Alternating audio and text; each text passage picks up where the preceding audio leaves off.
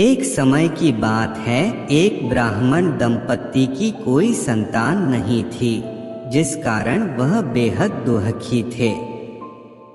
एक समय ब्राह्मण वन में हनुमान जी की पूजा के लिए गया। वहां उसने पूजा के साथ महावीर जी से एक पुत्र की कामना की। घर पर उसकी स्त्री भी पुत्र की प्राप्ति के लिए मंगलवार का व्रत करती थी। वह मंगलवार के दिन व्रत के अंत में हनुमान जी को भोग लगाकर ही भोजन करती थी।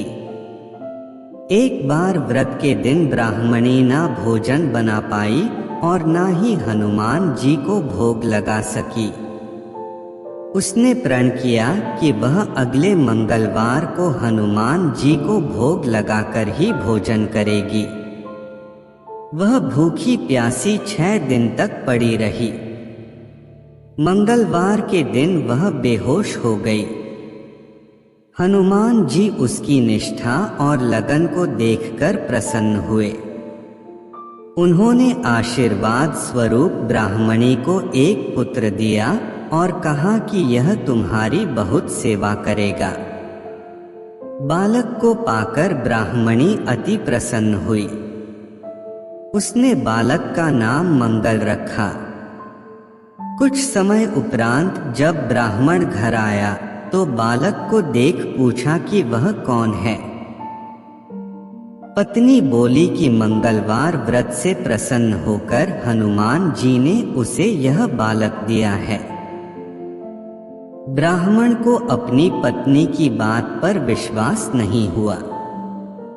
एक दिन मौका देख ब्राह्मण ने बालक को कुएं में गिरा दिया।